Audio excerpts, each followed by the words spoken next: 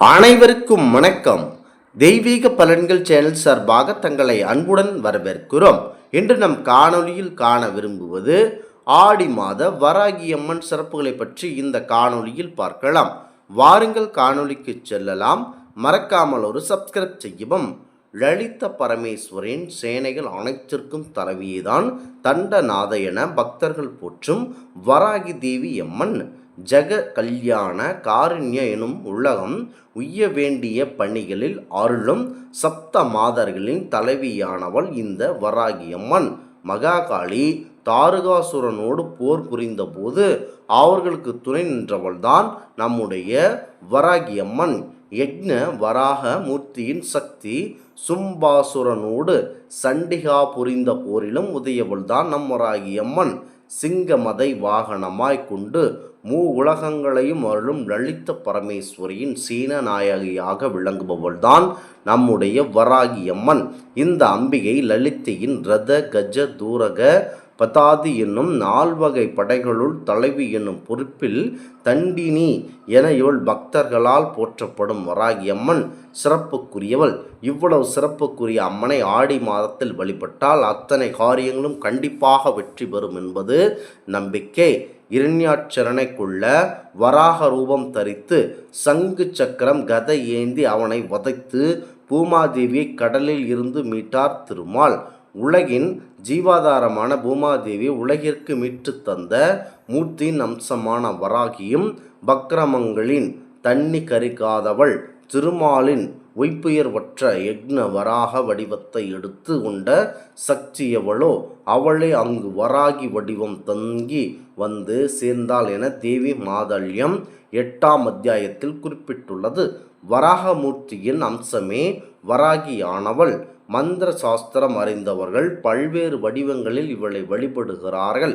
இந்த வராகி லலித தேவியின் புராணத்தின் 16வது பிரகாரமான மரகதமணியால் ஆன பிரகாரத்தில் வசிப்பவள்தான் வராகியம்மன்.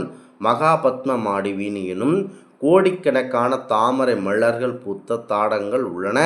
அந்த பிரகாரத்தின் வடகிழக்கு பகுதியில் 100 மண்டபத்தில் சர்வாலயங்களுடன் அருள் பாலிப்பவள் இந்த வராகி தேவி.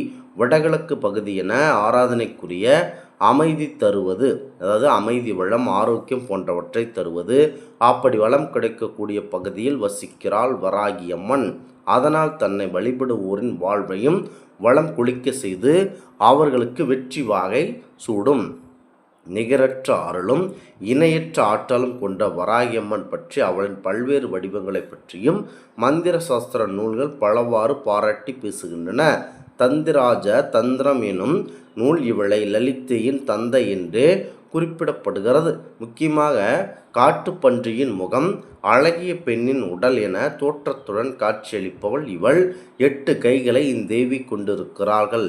என்ன பேசுவது என நடுக்கம் வந்தால் வராகி என நினைத்தால் வார்த்தைகள் தானே வரும். வராகி காவல் தெய்வம். காலம் எனும் கடலில் நீந்தும் நம்மை கரை சேர்க்கும் கப்பல் அவள்.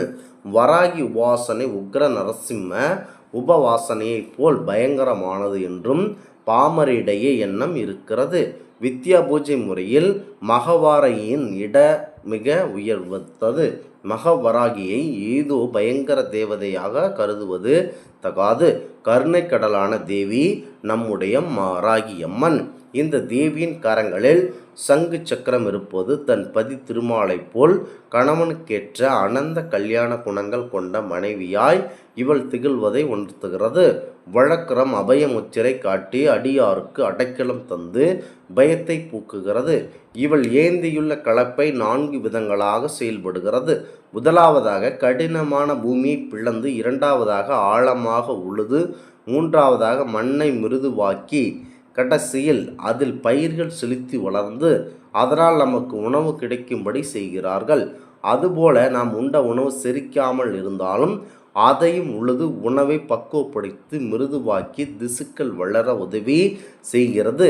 நம் ஐம்புலன்களாலும் நுகரும் இறுகிய மனதையும் தெளிவிலா புத்தியும் மிருதுவாக்கி மென்மையான நெஞ்சத்தில் அன்பு வளரும் தெளிவடையும் புத்தியில் இறையுணர்வு அருளும் வழக்கு வகிக்கிறது. நீல நிறம் கொண்டவள். சந்திரன் சூரியன் அக்னி மூவரையும் தேரி நேத்திரங்களாக கொண்டிருப்பவர், தேவர்களாலும் மூவராலும் பணிவிட செய்யப்படுபவள், சகல மாத்ருகா தேவிகளையும் சசுஷ்டி கோடி பைரவர்களாலும் பாதுகாக்கப்படுபவர்கள், சர்வலங்கார பூஜித்த பக்தியான நோய்களை தீர்க்கும் சாஸ்திரங்களையும் அஸ்திரங்களையும் ஏந்தி கலப்பை உலக்கையுடன் காட்சி தருபவள்தான் வராகி அம்மன். பக்தர்களின் துயரங்களை தீர்த்து அவர்களின் பயத்தை நீக்கி அருள்பவர் வராகி அம்மன். அவர்களின் எதிரிகளின் கொழுப்பை அடக்கி அவரின் அறிவுத்திறனை உண்மைப்படுத்தமாக்குபவள் வராகி அம்மன். திருமாலின் ஆதிசக்தியாய் திகழ்ந்து கடலிலிருந்து பூமியை மூக்கின் நுனியில் சுமந்து வந்த மகாசக்தி. இந்த தேவி மிக பெரிய கொம்புகள் கொண்ட சரீரமுடையவளாக தியானிக்கிறார்கள். முக்கியமாக ஆடி மாதத்தில் இந்த அம்மனை வழிபட்டு வருபவர்களுக்கு அனைத்து விதமான சகல விதமான நன்மைகளும் கிடைக்கும் என பார்க்கப்படுகிறது.